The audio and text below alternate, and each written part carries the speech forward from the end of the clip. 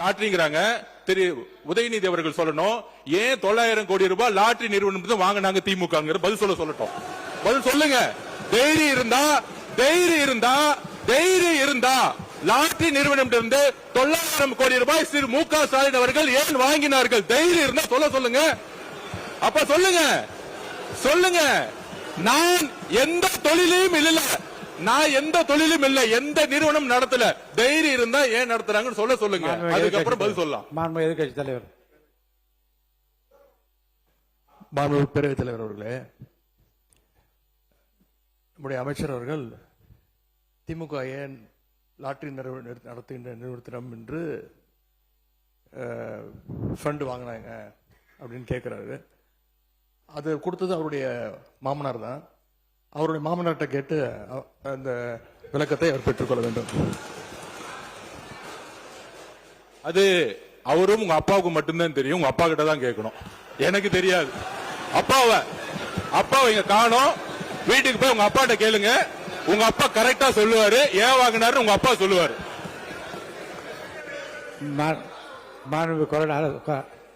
நீங்க பில்லுக்குன்னு சொல்றீங்க, அதுக்கு இந்த மாதிரி பில்லுக்கு கொடுத்தாங்கன்னு சொல்லுங்க. அது ஏன்னா பழக தோஷமா இருந்திருக்கலாம்னு நான் நினைக்கிறேன். அலுவலகத்துக்கு போய் பாருங்க. மாண்புமிகு அமைச்சர் அவர்களே, நீங்க ஏதாச்சும் போலீஸ் டிபார்ட்மெண்ட் அது உங்க கையில் இருக்கு பாருங்க. நீர்வளத்துறையிலே 3% கொடுத்தா தான் பில்லுன்னு சொல்லி சொல்றாங்க. பேரத்தலைவர் அவர்களே, அவர் ஆதாரத்துடன் சொல்லணும். அது பழைய காலம். அது இந்த காலத்துல ₹1 நாங்க வாங்கணும்னா இந்த இடத்துல நாங்க எங்களை உட்கார வைக்க மாட்டார் எங்களுடைய முதலமைச்சர். அதனால ஆதாரத்துடன் அவர் சொல்லணும்ன்றதை நான் கேட்டுக்கொள்கிறேன். இல்ல மாண்பு உறுப்பினர் அவர்கள், நீங்க வாயால பேசுறதெல்லாம் கரெக்ட். அதெல்லாம் நீங்க உங்களுடைய காலத்துல நாங்க தான் சொல்றோம்ல, நீங்க நிரூபிங்கன்னு சொல்றோம். நீங்க நிரூபிக்க வேண்டியதானே. எதுவுமே இல்லாம நீங்க மட்டும் பேசணும்னா அது எப்படி?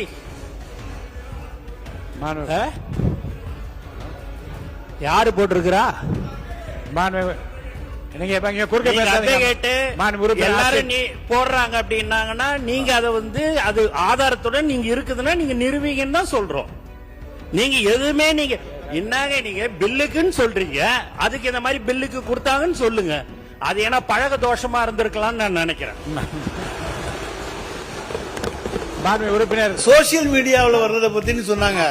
அந்த சோசியல் மீடியாவில் பொய்யா போட்டு தானேங்க நாங்க இங்க உட்கார்ந்துருக்கோம், நீங்க அங்க உட்கார்ந்துருக்கீங்க. அவைக்குள் நீக்கப்படுகிறது. அதனாலதான் இப்படி வந்து சொன்னேன். சோசியல் மீடியா எல்லாமே கையில் வச்சிருந்தனால நீங்க அங்க இருக்கிறீங்க, நான் இங்க இருக்கிறேன். சோசியல் மீடியா எங்களுக்கு இல்ல, உங்களுக்கு தான்.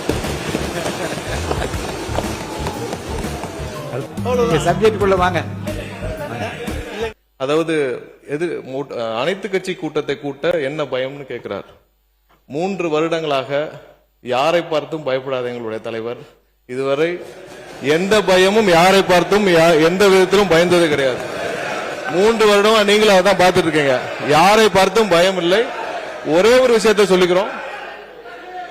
நாளை அதாவது எங்களுடைய முதலமைச்சர் சார்பாக நாளை டீலிமிட்டேஷன், அதாவது முக்கியமான பிரச்சனை இருங்க பேசிக்கிறேன். முக்கியமான பிரச்சனை டீலிமிட்டேஷன் சார்பாக அனைத்து எம்பிக்கள் கூட்டத்தை முதலமைச்சர் கூட்டியிருக்கிறார்.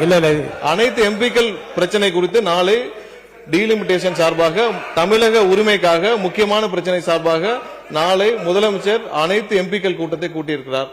அதற்கு திமுக எம்பிக்கள் கலந்து கொள்வார்கள் என்பதை எதிர்க்கட்சியை தெரிவிக்குமாறு கேட்டுக்கொள்கிறேன். இது இப்ப நம்ம என்ன எதை விஷயமா பேசிட்டு இருக்கோம்? நீங்க சொன்னதுனால உங்களுடைய வார்த்தையை மதிச்சு நான் என்ன ஒத்திவைப்பு தீர்மானம் கொடுத்தனோ அதை பத்தி மட்டும் பேசினேன். ஏன் தண்ணி வரல, எப்ப தண்ணி வரணும்னு கேட்கிறேன். அனைத்து கட்சி கூட்டத்தை எப்ப கூட்டுவேன்னு கேட்கிறேன்.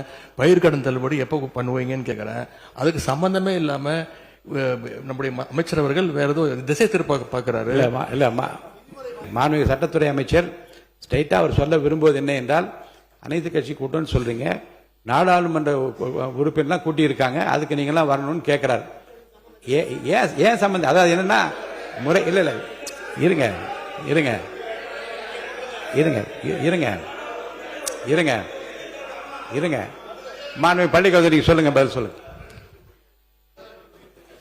மாண்புமிகு சட்டமன்ற பேரவை தலைவர் அவர்களே, வரலாற்று சிறப்புமிக்க நம்முடைய இந்த தமிழ்நாடு சட்டமன்றத்தில் 6/12/2018, அதாவது 2018ஆம் ஆண்டு டிசம்பர் மாதம் 6ஆம் தேதி இதே போன்ற ஒரு நிகழ்வில் காலையில் நம்முடைய சட்டமன்ற நிகழ்வை முடித்து அன்று மதியமே மிக முக்கியமான ஒரு சிறப்பு தீர்மானம் நிறைவேற்றப்பட்டதை சுட்டிக்காட்டி அனைத்து கட்சி கூட்டத்தினுடைய நோக்கம் என்பது என்ன? அனைத்து கட்சிகளின் குரலும் நாட்டின் நலன் கருதி ஒன்றாக மக்கள் பிரதிநிதிகள் ஒன்று கூடி ஒரு தீர்மானத்தை நிறைவேற்றுவது.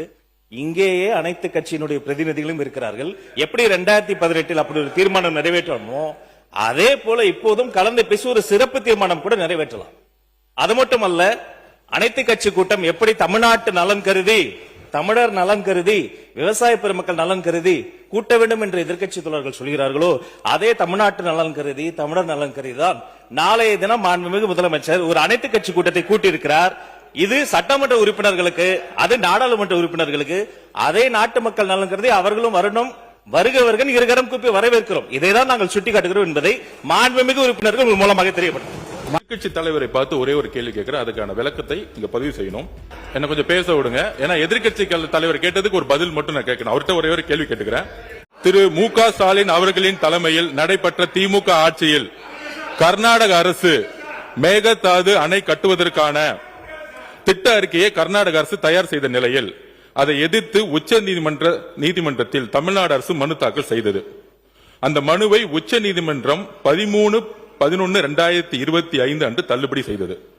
தமிழ்நாடு அரசின் மனுவை உச்ச நீதிமன்றம் தள்ளுபடி செய்ததை எதிர்த்து அன்றைய திமுக அரசு மீண்டும் உச்ச நீதிமன்றம் சீராய்வு மனுவை தாக்கல் செய்தது. அந்த சீராய்வு மனுவும் 15/4/2026 அன்று உச்ச நீதிமன்றத்தால் தள்ளுபடி செய்யப்பட்டது. அதையடுத்து மறு சீராய்வு மனுவை அன்றைய திமுக தலைமையிலான தமிழ்நாடு அரசு உச்ச நீதிமன்றத்தில் தாக்கல் செய்தது. தமிழக உரிமையை காக்கும் கடைசி வாய்ப்பாக இருந்த அந்த மனு மீதும் கவனமாக உரிய வாதங்களை வலுவாக முன்னாள் முதலமைச்சர் திரு மு.க. ஸ்டாலின் அவர்கள் தலைமையிலான திமுக அரசு எடுத்து வைக்கவில்லை. அதை எடுத்து உச்ச நீதிமன்ற தலைமை நீதிபதி அமர்வு மறு சீராய்வு மனுவை 25/4/2026 அன்று தள்ளுபடி செய்தது. 3 முறை தள்ளுபடி செய்ததுக்கான விளக்கத்தை மாண்புமிகு எதிர்க்கட்சி தலைவர் இங்கு விளக்க வேண்டும். இந்த உச்சநீதிமன்றத்தில் இந்த டிபிஆர் கேஸ தள்ளுபடி ஏன் சந்திச்சுன்னு அவங்களுடைய திமுக ஆட்சியில தான் இந்த மேகதாது விஷயமா உச்சநீதிமன்றத்தில் 3 முறையும் தள்ளுபடி செஞ்சாங்க. அது எதனால தள்ளுபடி செஞ்சு எதிர்க்கட்சி தலைவர்கள் சொல்லட்டும். நாங்கள் புதிய அரசை எங்களுடைய மாண்புமிகு முதலமைச்சர் வந்திருக்கோம். 3 முறை உச்ச நீதிமன்றத்தில் திமுக தலைமை அரசு மேகதாது அப்பீல்ல ஏன் தோத்தாங்கிறத எதிர்க்கட்சி தலைவர் சொல்லட்டும். ஒருத்தர் அவங்க பேச போறாங்க.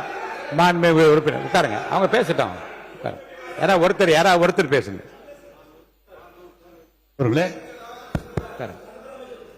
உச்ச நீதிமன்றத்தில் முதலிலே தீர்ப்பு தள்ளுபடி ஆகிறது, மீண்டும் சீராய்வு மனு போடப்பட்டது, அதுவும் தள்ளுபடி ஆகிறது. மீண்டும் சீராய்வு மனு மறு சீராய்வு போட்ட போது உச்சநீதிமன்றத்தை சொல்லி தள்ளுபடி அல்ல, நீங்கள் கொஞ்சம் அவகாசம் எடுத்துக்கொண்டு வர வேண்டும் என்று சொன்னார்களே தவிர முழுமையாக சொல்லவில்லை.